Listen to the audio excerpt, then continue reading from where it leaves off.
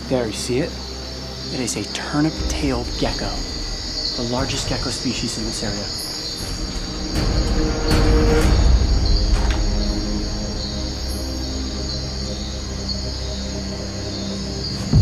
Got it!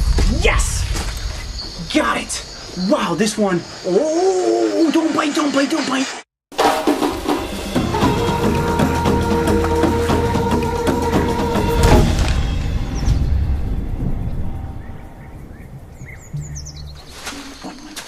My finger, oh, look at those teeth. What'd you get? Mark, you got here too, perfect timing. I heard some commotion from the roof. Yes, what you were looking at there with those open jaws that just chomped on my fingers is the turnip-tailed gecko, the largest gecko species here in Costa Rica. Now, we've had little house geckos all over our little lodge here and on these sheds, and every night I've come out with my flashlight looking for this species. Look at how incredible that reptile is. Mark, zoom in on its eyes there. Looks just like the eyeball of a velociraptor. Now, here's a little fact you may not know. Stan Winston Studios, who did all the design work for Steven Spielberg's Jurassic Park, actually used gecko eyes as influence on the eye design for the velociraptor. Really? Yep.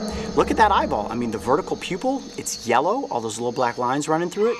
That is 100% a velociraptor eyeball right there. Now, these geckos have a very, ow, you bite me again. That's okay, keep your focus on my finger and not on your tail. Look at the tail of this lizard. These lizards are capable of dropping their tail. So let's say a predator comes into the environment and tries to catch it and only gets the tail. It can detach the tail, allowing the lizard to escape. And in this particular instance, it looks like whenever the lizard last dropped its tail off, 2 of them actually grew back. Now, I have to be very, very gentle with this lizard, and when I caught it, I needed to make sure that I caught it by the body and not the tail. This tail is very important because it's actually a fat reserve for the lizard. So if for some reason it runs out of bugs to eat, then it can live off of those fat reserves for quite some time. Now, these lizards are insectivores, which means that they're going after bugs. Oh, I see you open up your mouth. Moths, beetles, anything that is up here flying around by these lights is fair game. But let's look at its camouflage. Look at that, it looks just like tree bark. So if this lizard was up in the treetops, there's no way that you would see it. And the way that I was able to spot it, watch this. Look at that, right on the side of the building. And it shows up pretty easily, doesn't it? Oh yeah, big contrast. Now, it thought that it was camouflaged, so it stayed completely still as I walked up. And Mario, I honestly didn't think that I was gonna catch it, because a lot of these little house geckos that are out here, as soon as they see a flashlight, they skitter off up into the rafters. But this one, oh, look at that, you see that? His pads, he's actually holding on to the side of the building. All right, we're gonna bring you back over here for a second.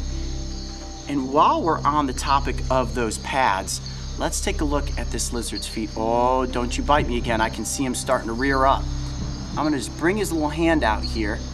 Look at that. Now they have claws on the tips of their fingers, but they also have split pads. Those pads are unbelievably sticky. And the back feet, look at that. They look just like leaves or lichens, and he is completely gripping onto my thumb.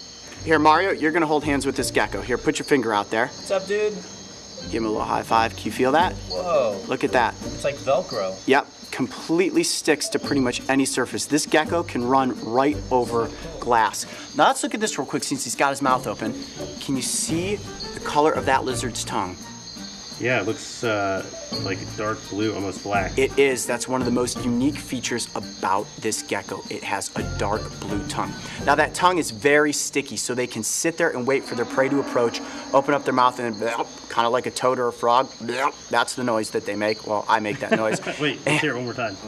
Like that. They stick that tongue onto a bug and then boom, right into those chompers. And I will tell you, this lizard has quite the powerful punch behind its bite. Didn't break skin, but every time he nips me, I'm like, yeah, I can definitely feel it. All right, well, it's starting to rain. I think it's about time to let the gecko go. Yeah, definitely. Well, how cool was this, though? Right here behind our lodge on location, and I managed to catch a 2-tailed, turnip-tailed gecko. Try saying that 10 times fast. No, thanks. I'm Coyote Peterson. Be brave. Stay wild. We'll see you on the next location. All right, back to catching bugs. If you thought this gecko was a cool lizard, make sure to go back and watch my encounter with the monkey-tailed anole. And don't forget, subscribe so you can join me and the crew on our next location. And look at that, it's almost like an upside down yoga pose.